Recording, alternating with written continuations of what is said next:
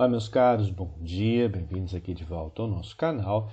Na nossa última aula, a gente falou e parou quando quando concluímos a respeito da criação da Igreja Católica pelo Constantino, segundo o primeiro concílio de Nicéia. A gente vai fechar esse assunto hoje e caminhar aí para o final dessa crise do Império Romano com as invasões bárbaras.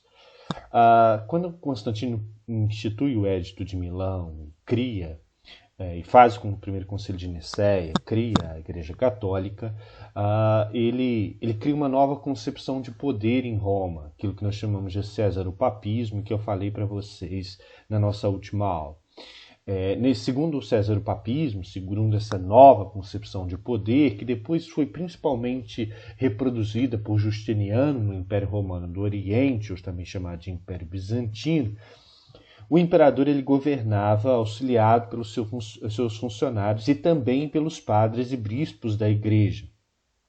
Então o próprio Constantino ele reforça essa ideia de que ele e os padres e bispos estavam em conjuntos nesse governo e ele era a autoridade máxima.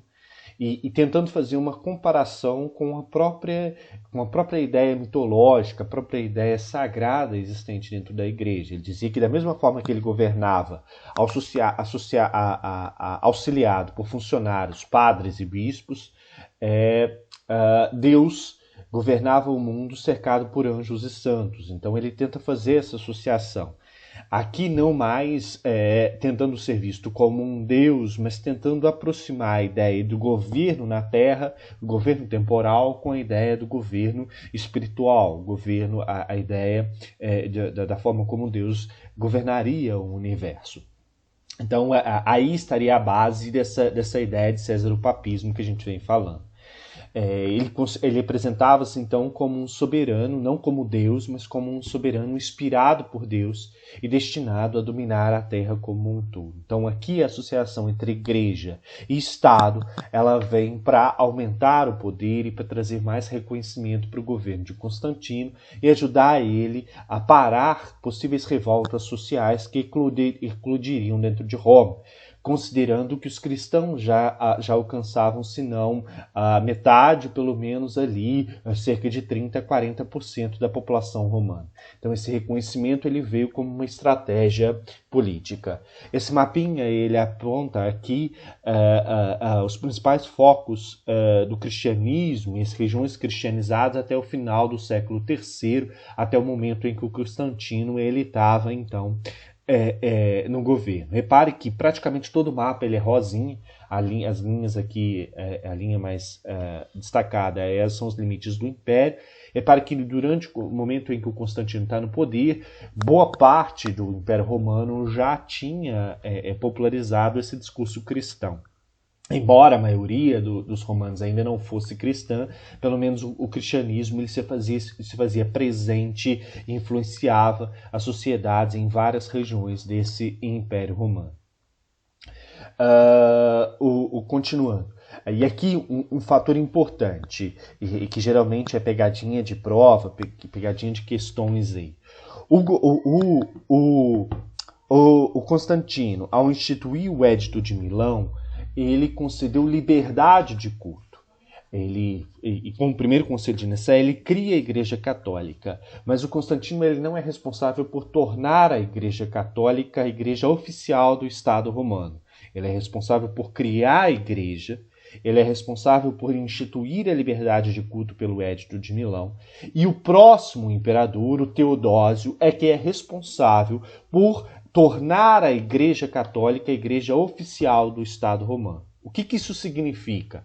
Quando o Teodósio, com o Edito de Tessalônica, em 380, torna a Igreja Católica a igreja oficial do Estado romano, ele diz que agora o Estado romano ele é católico. Portanto, aquelas pessoas que não são católicas e aqueles cultos que não são católicos não são aceitos pelo Estado romano. Então ele institui uma perseguição às pessoas que não acreditam no cristianismo e que não professam o catolicismo. Então ele institui uma perseguição ao paganismo. E o que ele chama de paganismo? A ideia de paganismo ela surge com a ideia da criação da própria igreja. Pagão é todo aquele que não acredita no cristianismo, que não acredita e não professa o catolicismo. Então, o termo paganismo, ele é criado pelos próprios cristãos para descrever aqueles indivíduos que não seguem as regras católicas, que não seguem as regras cristãs. Os indivíduos que não eram cristãos foram impedidos de exercer cargos públicos e também de exercer as tarefas de ensinar, de exercer as tarefas de educar. Então, para você exercer um cargo público e para você exercer a tarefa de ensinar, de instruir uma pessoa, você teria de ser cristãos. Os Jogos Olímpicos, os espetáculos com os gladiadores, os teatros considerados perversivos, considerados condenados aos olhos dessa igreja, dessas regras que emergiam, foram proibidos, por serem considerados, então, atos imorais. A política instituída pelo Teodósio com o Edito de Tessalônica, ela visava erradicar por completo o politeísmo e impor pela força a conversão ao cristianismo. Então repare que há uma diferença entre o Edito de Milão e o Edito de Tessalônica. O Edito de Milão institui a liberdade de culto, e o Edito de Tessalônica ele considera a Igreja Católica como oficial do Estado romano e institui uma perseguição àqueles indivíduos que não são católicos, que não são cristãos. E cria a ideia do cristão e do pagão, daquele indivíduo que não acredita, que não segue, que não professa essa regra. Só que essas medidas tomadas, que são medidas mais rígidas, ela agrada aos cristãos, mas ela desagrada a parcela significativa da população romana que não era cristã e que não tinha desejos de se tornar cristã. Como eu disse para vocês, os cristãos já eram praticamente a metade da população do Império Romano, mas eu tinha uma outra metade que não era cristã, que foi obrigada a se converter ao cristianismo. Existem aqueles, da mesma forma que existem essa ideia de cristianismo mais radical, de perseguição aos não cristãos, existem aqueles que também professam sua fé e que não acreditam, que não querem se submeter à religião do outro. Então essas pessoas continuam com uma certa resistência, continuam com as suas manifestações. Então essas medidas tomadas que tomam a religião como ponto de partida para o controle social, elas são medidas que amenizam a situação social em um certo ponto, mas que não são capazes de parar o processo de crise que esse império já vinha vivenciando desde o século III. Então, nesse sentido, no aprofundamento dessa crise, ocorreu a divisão do Império Romano com a morte de Teodósio em 395, porque o Teodósio, ao invés de deixar somente um herdeiro para o seu império, somente um filho como herdeiro, ele decidiu que o império seria dividido entre os seus dois filhos para facilitar o governo. Então ele traçou uma linha dividindo o Império em duas partes, o Império Romano do Ocidente e o Império Romano do Oriente. O Império Romano do Ocidente seria governado a partir de Roma e o Império Romano do Oriente seria governado a partir do capital, Constantinopla, criada por Constantino, que depois veio se tornar a cidade de Bizâncio. No Ocidente, o governo foi entregue ao filho Honório e no Ocidente ao filho Arcádio. No Ocidente não, no Oriente ao filho Arcádio e depois se tornando então o Império Bizantino. Tudo que a gente vai falar a partir de agora de dissolução e queda do Império, a gente vai estar se referindo ao Império Romano do Ocidente. É esse império que sofre com as invasões e com as constantes revoltas internas de povos bárbaros que já vinham adentrando esse império desde o século II, conforme a gente já viu. Esses germanos já entravam ali, já dominavam, já eram governadores de algumas províncias, já faziam parte do exército romano, já estavam presentes dentro do Império Romano antes mesmo de se intensificarem as invasões ao Império Romano a partir do início do século IV. O que permitiu a não queda do Império Romano do Oriente? O Império Romano do Oriente partiu de uma estratégia de fazer acordos com os povos germânicos, com os povos bárbaros, que estavam, sobretudo, na região nórdica aqui do Império Romano do Oriente. Então, os imperadores pagaram os povos bárbaros para não invadir o seu território. Então, deram a eles determinadas posses, determinadas rendas, e estabeleceram acordos para que eles não invadissem o Império Romano do Oriente. E o do Ocidente não fez. Então, por isso, ele acabou, não só por isso, mas por outros motivos, por um já esfacelamento, por uma já crise interna, que se alastrava há mais de 100 anos, ele acabou amargando com a invasão extremamente violenta desses povos bárbaros e a sua dissolução por completo. Então, o que a gente passa a estudar a partir de agora é basicamente esse Império Romano do Ocidente e como que esse Império Romano ele rui, como que esse Império Romano ele cai. Como eu disse para vocês, para evitar as invasões dos povos germânicos, os romanos do Império Romano do Oriente acabaram fazendo acordo com esses povos e de certa forma, pagando eles para não invadir. Já no Império Romano do Ocidente, o exército romano começou a ser substituído aos poucos por germânicos. Como esses generais, como os generais do exército romano no Ocidente, eles almejavam muito mais cargos políticos, almejavam muito mais esse ego político do que o próprio domínio, do que o próprio exercício da função militar, o exército precisava dessas figuras, precisavam de soldados, precisava dessas lideranças. Então o Estado romano começou a contratar germânicos, contratar bárbaros para poder controlar o seu exército. Olha o que os romanos fizeram. Entregaram a defesa do seu território ao inimigo. Deram armas para eles e colocaram eles para se defender. Então, aos poucos, o exército romano foi sendo substituído por germânicos, por bárbaros, que eram inimigos dos romanos. Esses germânicos começaram a entender a cultura romana, começaram a entender o funcionamento do exército e começaram a perceber que o próprio Estado romano estava enfraquecido. Então era como se colocar aqui o queijo na frente do rato. Estavam doidos já para reconquistar o território que havia sido conquistado pelos romanos e obrigando eles a deixar esse território. E nesse momento, então, eles viram a possibilidade de fazer valer os seus interesses, de contrariar esse próprio exército. Então, a própria substituição dos romanos por bárbaros nesse exército, por germânicos nesse exército, fazem com que é um sinal do enfraquecimento desse Estado romano. Digo para vocês que bárbaro era visto como todo aquele indivíduo que não tinha cultura romana, não era um indivíduo violento, não necessariamente era um indivíduo violento ou que exercia violência e tal, mas bárbaro era aquele que não tinha cultura romana. Por isso esses germânicos eram considerados como bárbaros, porque não falavam latim, não professavam cultura romana, ou não tinham ela como base. É logicamente que quando foram aos poucos se inserindo dentro do Império Romano, foram também dialogando com essa cultura, se casando com filhos de senadores, estabelecendo alianças intra-elites e acabando bebendo também nessa cultura. Mas continuavam sendo bárbaros porque continuavam professando a sua cultura, falando sua língua, tendo valores culturais próximos próximos ou mais distantes dos romanos. Aí as transformações pós-fragmentação, pós-divisão desse império.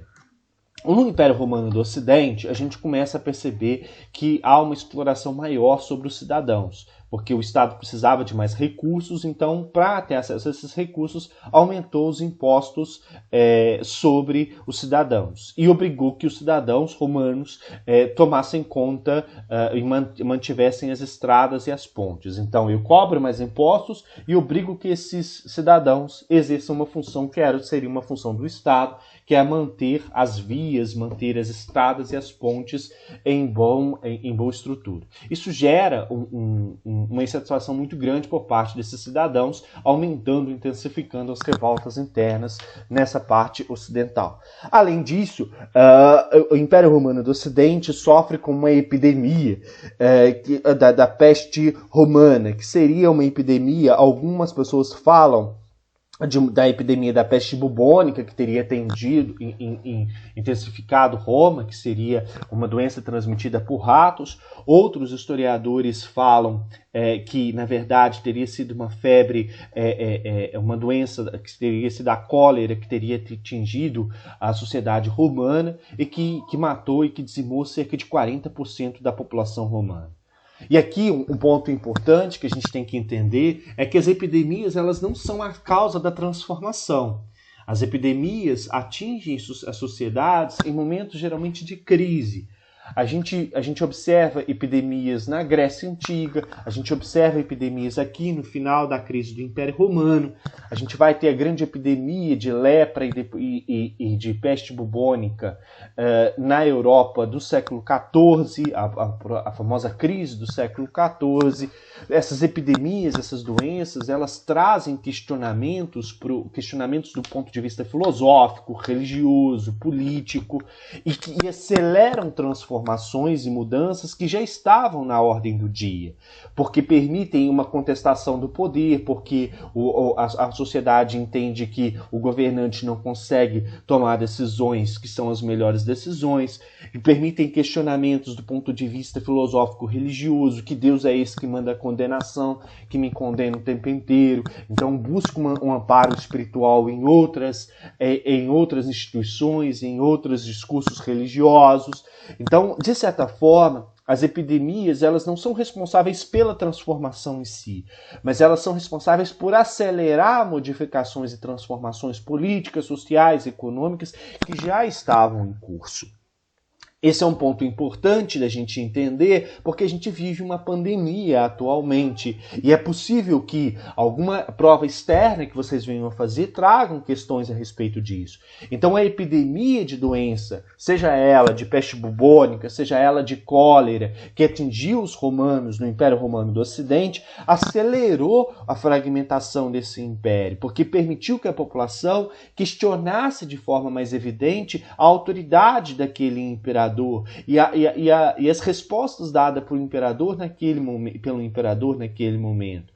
Essas epidemias elas causaram transformações de ordem econômica, porque não permitiam que as pessoas produzissem da mesma forma. Então levaram as pessoas a repensar sua forma de produção, buscar outras estratégias de produção. Se a gente olhar, a gente vivencia isso. Muitas pessoas que antes nem pensavam em determinadas estratégias comerciais no meio online, no meio virtual, hoje veem a saída. Alguns negócios cresceram durante a pandemia que a gente está vivenciando.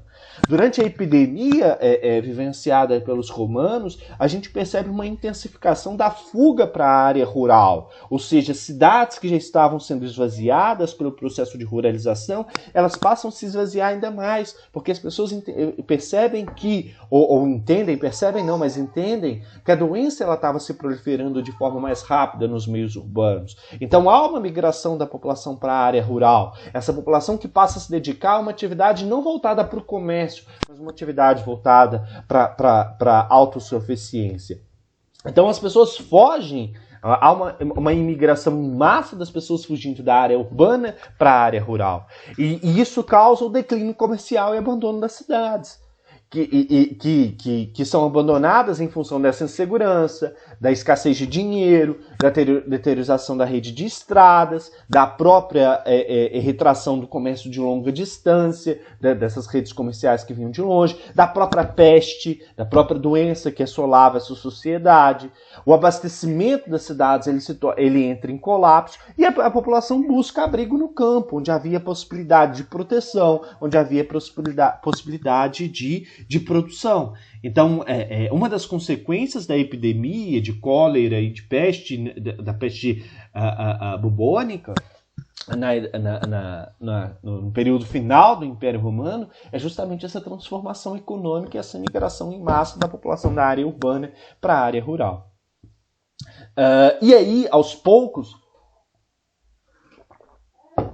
desde o século XII, século II não, desde o século terceiro depois de Cristo, a gente vai começar a perceber algo que é muito importante para a gente aqui, que é o que nós chamamos de uma fusão cultural, uma união entre a cultura desses germânicos com a cultura romana que estava vigente dentro do Império Romano.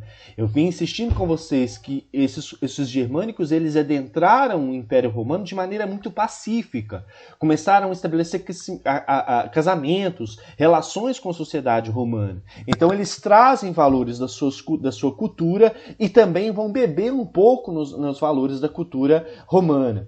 Roma tinha principalmente a ideia de Estado, a ideia de governo, a ideia de país, a ideia de império, sendo governado por uma única pessoa. Os germânicos já tinham, do ponto de vista governamental, eles tinham uma ideia de aldeia, de liderança paternal, patriarcal, e tinham a ausência dessa ideia de Estado.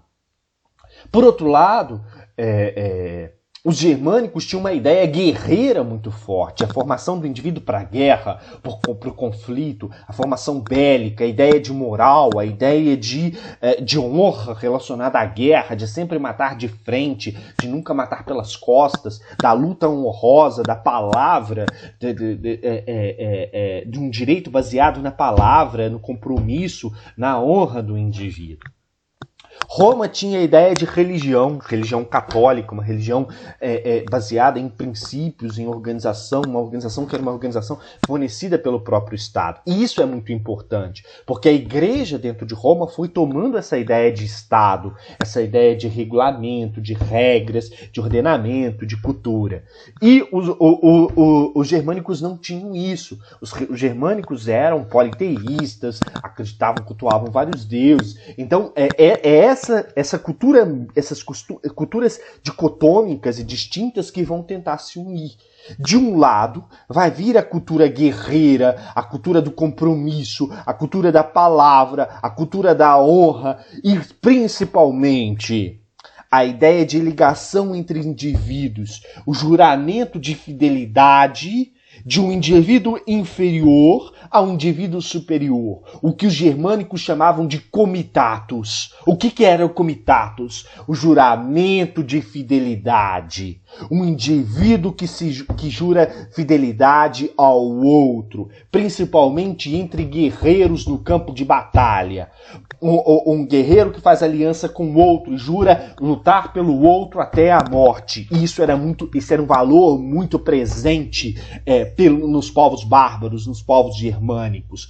E é um princípio militar muito presente na formação das aldeias, na formação militar. E que é um princípio que vai vir para a Idade Média. A ideia do juramento de fidelidade, do indivíduo que se ajoelha diante do seu suzerano e jura a ele fidelidade até a morte. E um juramento que tem valor dentro do mundo medieval. A palavra que tem valor e não a palavra escrita. E do outro lado, os romanos trazem a cultura católica, a ideia de Estado, a ideia de uma fé organizada. Então há aqui a união desses dois valores, de uma cultura extremamente guerreira, baseada na honra, baseada na fidelidade, e do outro lado, a ideia religiosa, a ideia de lutar em nome de Deus, a ideia de um Estado organizado, de uma religião organizada. Isso gera o quê? Isso gera a cultura medieval. O guerreiro que mata em nome de Deus. O guerreiro que põe a mão e jura fidelidade ao outro sobre a Bíblia. Então, a cultura medieval, da Europa medieval, ela se forma a partir da união desses dois valores culturais, da cultura germânica e da cultura romana. Por isso que eu disse a vocês que não tem como eu entender a Idade Média se eu não entendo a crise do Império Romano. Se eu não entendo essa formação do cristianismo, se eu não entendo como os germânicos ingressaram dentro dessa cultura romana e beberam dessa cultura, mas também alimentaram essa cultura romana. Alimentaram por meio de casamentos, por meio da conversão de chefes germânicos ao cristianismo. Então, essas culturas elas vão se imbricando, vão se misturando, formando aquilo que nós chamamos de cultura medieval. Como como que essas invasões bárbaras elas se deram? Essas invasões bárbaras elas se deram a partir de vários povos. Às margens do Império Romano existiam vários povos que estavam esperando ali a possibilidade de invasão. Então surgem questionamentos e indagações internas, revoltas internas, mas surgem também as invasões externas. A gente vai ter os anglo-saxões que vão invadir aqui principalmente a região onde hoje são os Países Baixos, onde hoje é a Inglaterra, que vêm dessa região e invadem aqui o Império Romano.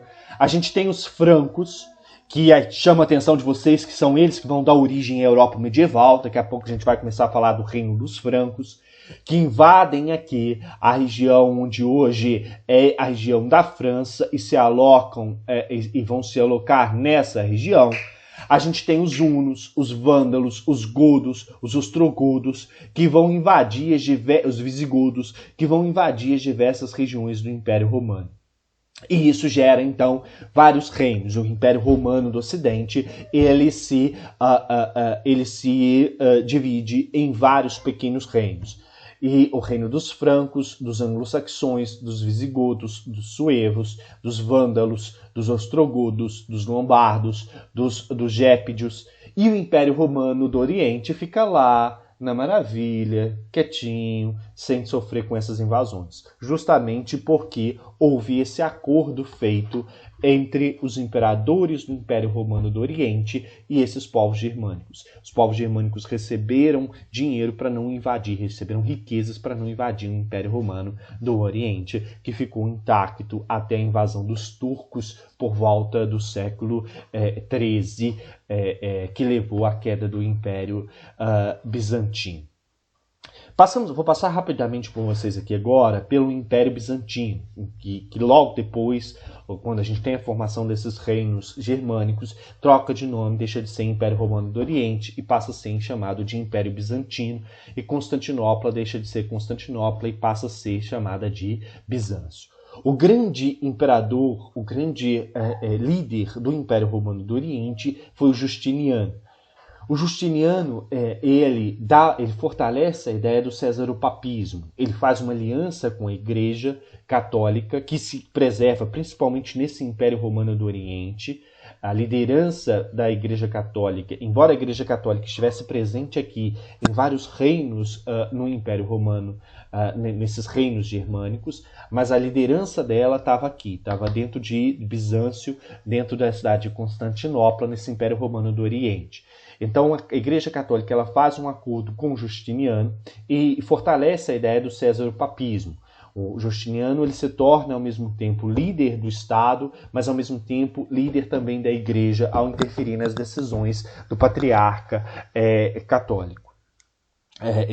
Dessa ideia de chefe católico, de líder católico, que depois dá ideia da origem, a ideia do Papa, que é essa liderança principal. Quando o Justiniano assume, então, ele fortalece o césaropapismo e começa um processo de tentar reconquistar e formar novamente o Império Romano.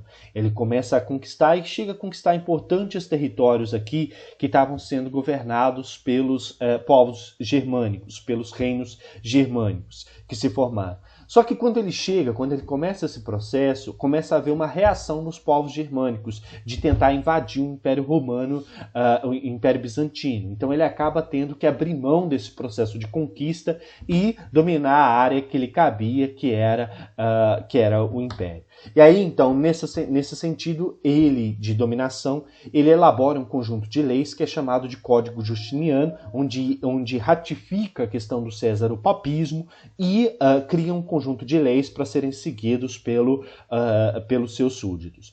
Uma das grandes obras elaboradas por ele foi a Catedral de Hagia Sophia, ou a Catedral de Santa Sofia, onde a figura dele está representada como a figura de um santo dentro dessa catedral, dentro dessa igreja, e aí institucionaliza e ratifica mais uma vez a questão do césaropapismo, da ligação do Estado bizantino com a Igreja Católica. Lá no século XI, no século X, a gente vai ter famoso cisma do Oriente, onde a Igreja Católica ela se divide entre a Igreja Católica Apostólica Romana, liderada pelo Papa no Ocidente, e a Igreja Católica Ortodoxa, liderada pelo Patriarca Ortodoxo, que permanece com a sua sede em Bizâncio. E depois passa lá para Roma, para Moscou, com a invasão dos turcos otomanos. Passaremos agora a falar mais precisamente dos reinos germânicos, com foco principalmente aqui no reino dos francos. Então a gente vai analisar basicamente aqui o reino dos francos e entender como que é o funcionamento, como que é a organização interna desses reinos germânicos, para partir para o Império Carolíngio, então, o que nós chamamos de Alta Idade Média. Tá bom? Mas por hoje a gente vai ficando por aqui. Eu não vou introduzir um novo assunto, que eu não vou conseguir terminar ele aqui hoje. Na próxima aula a gente fala desses reinos germânicos e mais precisamente do reino dos francos. Por hoje agradeço a atenção de vocês, peço a vocês que façam avaliação na pasta de avaliações, e qualquer dúvida estou lá no Meet para a gente conversar, para a gente dialogar a respeito desse conteúdo e de outras dúvidas que vocês têm, tá? Obrigado e até a próxima.